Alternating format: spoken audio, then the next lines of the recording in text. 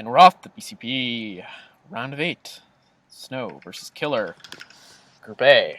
And in the bottom right corner, the 7 o'clock Zerg, we have Killer. Killer, former teammate of Jaedong on Hwasanon. So far, droning to be expected. Now that last game was a very interesting match. You know, I'd completely forgot the opening. Snow did go 1 gate, 3 zealot harass against that 12 hatch. It turned out really well, and even with that gas steal, the fast Nexus, you know, going gateway, Nexus, 3 zealot before even building that forge, really allowed for that strong mid game. And that gas steal at the main, it seemed like a really great idea from Killer, but unfortunately, he was able to get the gas at the natural so quickly that his Stargate wasn't too delayed, and he was able to, you know, quickly pump out those Corsairs, get his Reaver tech going and going for that early speed lot, +1 Corsair push with the Reavers. Really great harass for the Protoss player Snow, who, by the way, is in the 1 o'clock position, if I haven't mentioned that.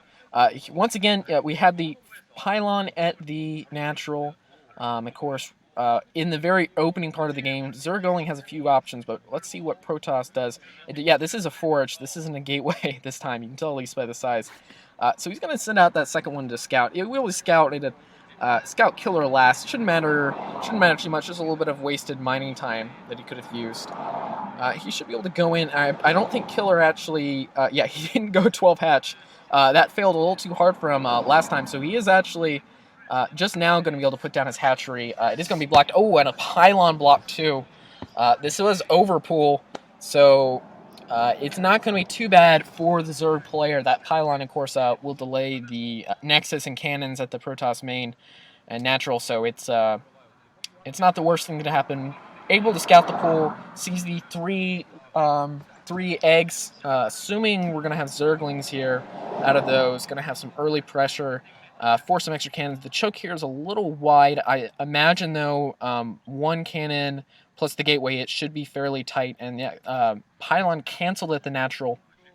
2 cannons actually built, so Protoss definitely going to be well prepared. Those cannons well placed for the eventual Hydra bust, if there is one. So cannons worthwhile, of course. Whenever you build those cannons early, it means you're losing the opportunity cost of placing that Nexus just a little bit earlier, getting the assimilator started just a little bit earlier, and able to start mining gas, moving to tech. So just a slight fallback from the Zerg, but that's what the Zerg from the Protoss. But that's what the Zerg does when they do go overpool, is they build those 3 lings. Those 3 lings, of course, could be 3 drones, but you just you make the Protoss scared with those 3 lings, able to chase out the scout, and it's those lings are worth their weight in drones. All right, we have second pylon going down in the main. Nexus already down in the natural. Third hatch, it is going to be a long third hatch. Of course, this map, Circuit Breaker, not nearly as good as Fighting Spirit for grabbing that nearby third. It's very susceptible to drops. You grab the 3 o'clock, and then the 6 o'clock is kind of wide open. Reverse ramps on those. So going in and just grabbing the far base. That will actually be cross positions from the Protoss, so not a lot of chance Protoss is going to be harass that far third, and he's going to be able to get a pretty easy 4th off of that. Layer going down, pretty standard from Killer. Should be able to see. I imagine it's going to be the 3 hatch Spire into 5 hatch Hydra, maybe the 6th hatch again. You know, that 6th hatch, I don't think that's what lost Killer the game. I think it was losing too many drones in the beginning, and just slightly slow on that Hydra production, not able to get the critical mass to beat back the Corsair Reaver harass, and then, of course, not having critical mass against the Zealot push, especially with the Reaver support in our previous game. All right, once again, this is a replay, so this is a video I found online on YouTube that I am recasting, but this is a replay, so we're able to see things like ATM and great things like upgrades, actually see what the upgrades are, so make sure there's not going to be any fakes, and see the progress on them, and see the progress on the buildings. Speed almost done for Killer. We have 1 Stargate, and Is that in the corner? I did not see. I believe, is that just another pylon? Or is that this? Okay, this is 2 gate. So this is going to be 2 gate, 2 gate Corsairs. I'm assuming it's going to be Sarah Reaver. Often when you practice Sarah Reaver, it is very hard to pull off. So if you do Sarah Reaver in one game, you often see the Protoss going Sarah Reaver in all their games. And of course, being so successful in that first game, Snow was probably pretty confident going Sarah Reaver in this second game. And two Stargate before we're even seeing the Robo. There's going to be some heavy Sarah Reaver. We might even see Fleet Beacon D-Web Sarah Reavers. We will see no plus upgrade for those Reavers, and we actually see a +1 ground upgrade first. This could actually be a fake ground upgrade. Go ahead and show Zerg with the Zerglings that are sitting right outside Protoss Natural. Go ahead and show them, and hey, look, I'm getting +1 weapons, and in reality, the ground, there's not going to be a lot of emphasis in the early stage on the ground.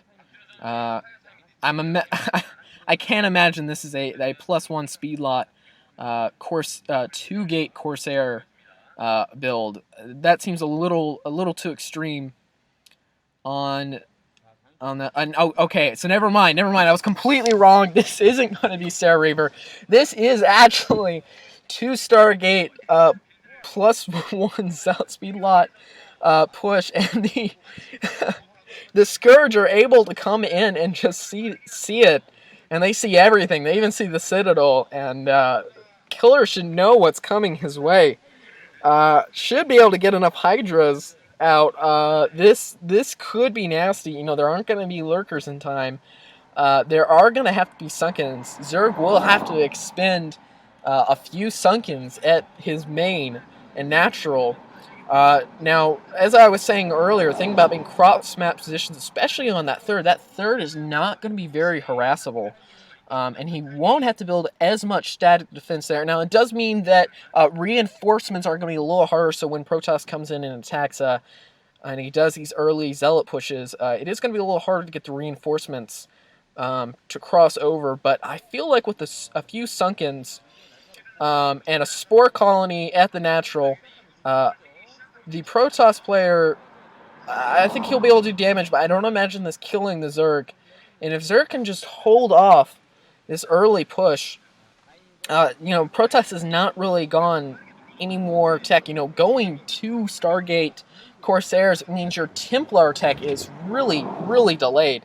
We're not going to see the standard Templar timing. This is going to be, it's no Templar archives even laid down. +1, all the Sairs, it's a lot of gas. So no Templars at all, and if the Hydra mass can get critical, if we can get a critical amount of Hydras, like we didn't see last game, but if we can get a critical amount of Hydras where they actually start doing well and trading well against the Zealots, this could be very bad for the Protoss player. Let's see, he's going in the Sunken. Oh, was not finished at the natural. And this was a slightly earlier time. You saw they didn't actually move out. They didn't have +1 or speed on these Zealots when we moved out. So just going ahead and harassing as far as possible. Drone drills going down. Only 2 Hydras. More Hydras popping, but 4 Hydras. And oh, man, hit in third base. That's actually really strong, considering Protoss is going to be the one with map control for quite a while. Oh man, the Overlord's going down. This has to be at least 7 or 8 Overlords going down for the Zerg player in just the past minute alone. All right, Protoss going ahead, dropping back, regrouping, trying to get a good amount of Zealots built up, so he can try maybe a break on the 7 o'clock position, maybe going back for the natural. I'm just regrouping, trying to stop this Hydra mass, and could be a Hydra bust, of course. Hydra speed already finished, I imagine. Range, if not already on its way, might be finished. Let's see here. Coming in, going to be able to attack that 4 gateway. Oh, and DTs. Okay, so the Templar Archive did go down in time. There will be DTs, but unfortunately, no Corsairs. No Corsairs to stop the DTs. The Zealots will be able to clean it out, and if they can, killing the Overlord, that's going to put a stop to that push, at least until another Overlord can come on out. So, at least stopping the push. That hidden expansion So long as it does not get stouted, this could be pretty good for the Protoss player. He's doing decent attack. He's got 2 Templar. Not a lot of energy on this Templar. One of the sacrifices you make when you do go early Corsairs. When the Templar attack is delayed, the early Templar don't have a lot of energy. So he will have to lead those high before defense. Wait for a few more Templar. No robotics, so we're not looking to see any drops. This could look kind of defensive. And naturally go ahead and getting that third. And even though he really doesn't need that third in terms of economy, it is nice if Zerg scouts it, he's not going to suspect the 11 o'clock. Of course, that whole phase save going away. 11 o'clock going to be scouted by just a single lone Hydra randomly sent on out, and the probes going ahead and evacuating. So that that far 11 o'clock expansion force, no, not going to be too effective, especially with lurkers. Going to be able to camp the ramp. DTs might be able to hold it back for a little bit. I imagine if that base does end up having significant mining, we will see Protoss go ahead and attack it real quickly. Okay, one storm able to take out one of the Hydras. Most of the Hydras surviving. Another lurker, 2 lurkers coming in.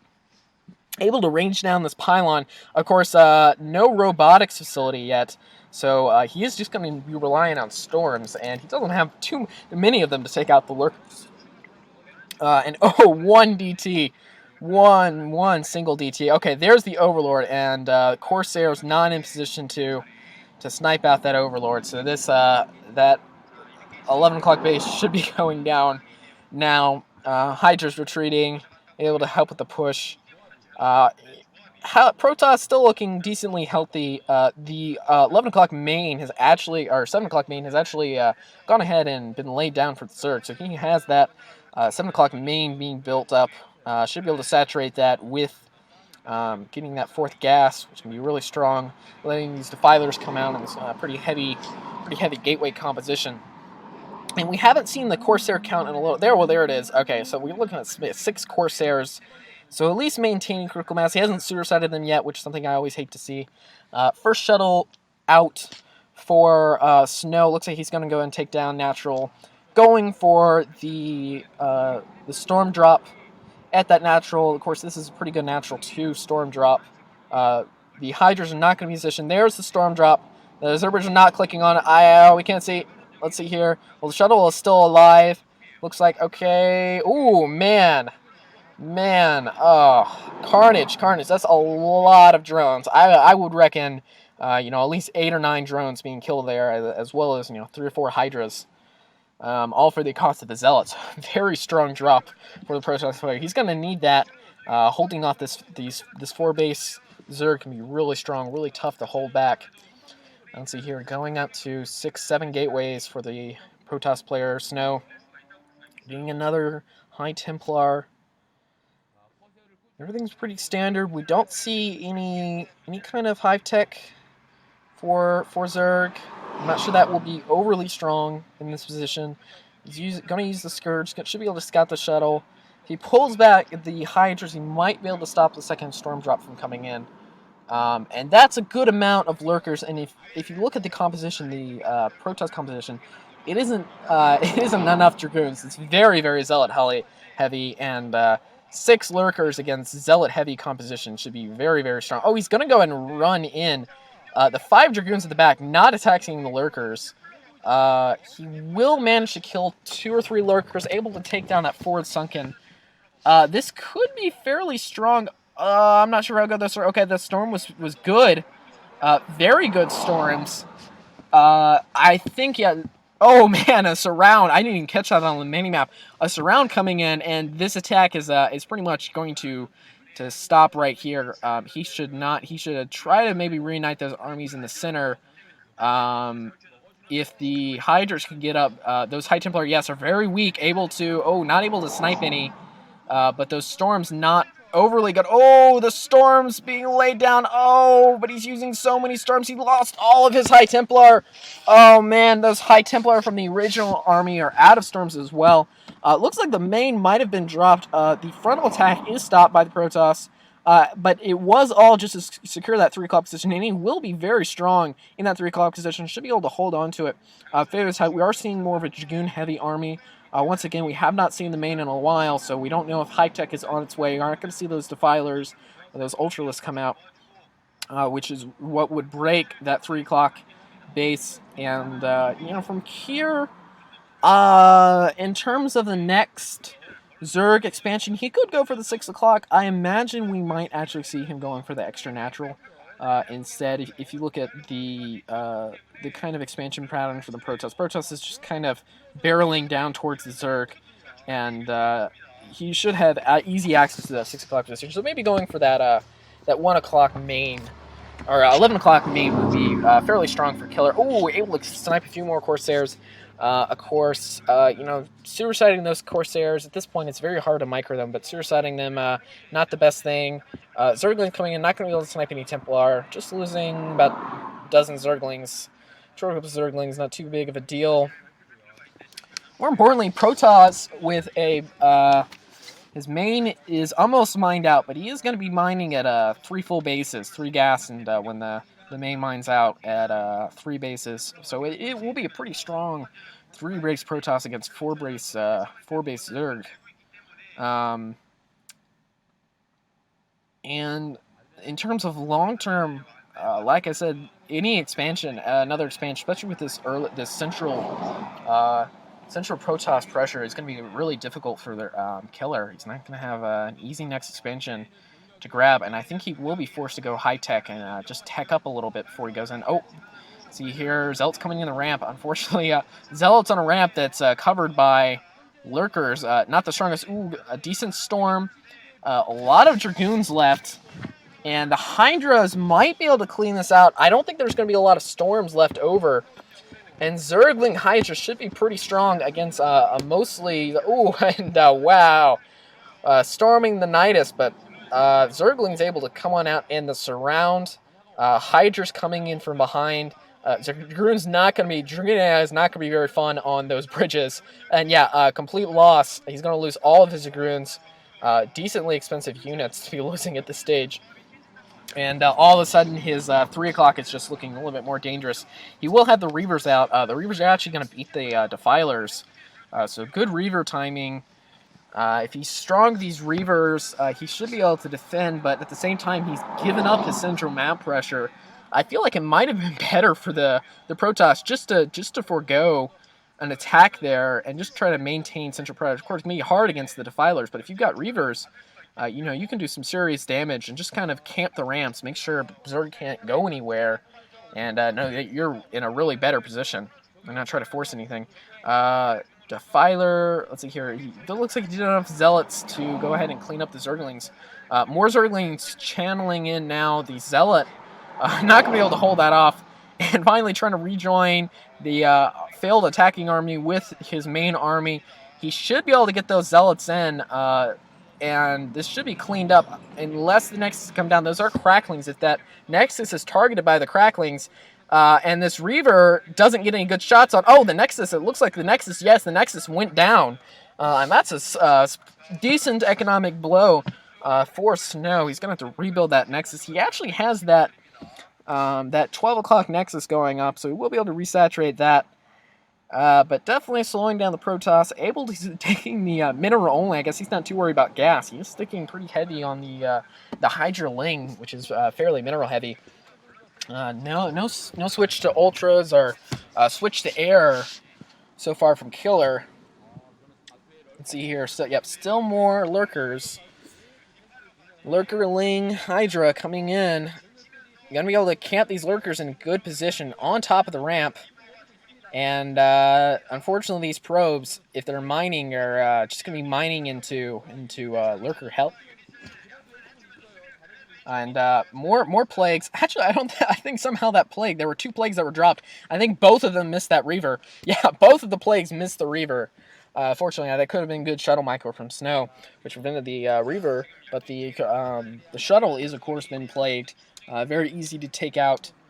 Let's see here. 2 Reavers camping out there is going to be fairly difficult to crack, but he is going to be able to divert his attention to that 12 o'clock base. The Reaver needs to be very careful not to get sniped off. Of course, this will be kind of the reinforcement route for the Zerg player. Ooh, Lurkers at a really good spot. If those Lurkers were micro just a little bit, I think he might have been able to kill a huge number of probes. Let's see here. We don't actually see, and Dragoons going down, and yet this base might be lost. I don't see enough High Templars actually in position to come and save this base. And yeah, the 12 o'clock base able to be sniped out. 3 o'clock is back up, but we're looking at about 9 hatchers on that on the Zerg, and yeah, main completely mined out. Natural is basically mined out, and he is Protoss is basically running out of places to expand, running out of places to keep his economy strong. That 12 o'clock base is really his only option. If he can't secure that 12 o'clock base, then Protoss is not a position he wants to be in. Let's see here. We have not talked about the upgrades. It is 3-1 for the Protoss player. So I'm going to 3, but I imagine we did see that third carapace research from the Zerg. So I'm imagining it is 3-1, if not 3-2 already for the 3-2 for those Hydralisks. I imagine it's only +1 on the Lings, but still pretty strong in terms of upgrades. Even on upgrades, Protoss isn't going to have an advantage. He is going to be able to push out his 2 Archons, which should be decently strong against any Lings. And of course, there is that force on the 12 o'clock. It isn't going to be able to reinforce. We'll see if he maybe can get that to unburrow and come to attack and try to reestablish that 12 o'clock base. Coming in, should be able to clean up this forces. The reinforcements, I imagine, are going to be too strong. You know, that just being a mineral-only base, and Zerg actually having basically six bases to mine it. He doesn't need to saturate any of them. I think that base only had 6 or 7 drones hit it in total. You know, you don't need to saturate. Oh, GG already called out from the Protoss. Yeah, like I said, in the long game, there really wasn't a lot the Protoss could have done. Didn't have another expansion, and it seemed like Zerg was just going to overrun him with basic hive units and defilers. So, good game. We have evened up the series. Killer versus